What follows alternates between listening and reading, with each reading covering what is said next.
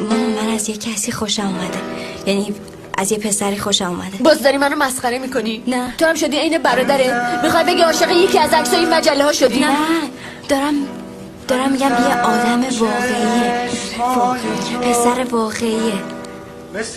پات از در این خونه بیرون نمیذاری، همش چپیدی تو این اتاق. نه اینکه من خودم خیلی بشناسمشم و فکر میکنم که خیلی پسر خوبیه.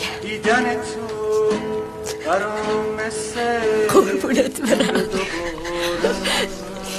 لپات گل افتاده.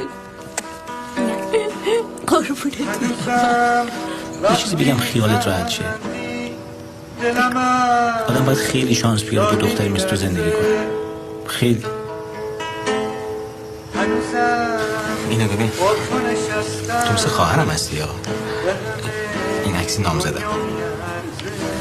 یه ما دیگه میخوایم ازدواج کنیم. اینه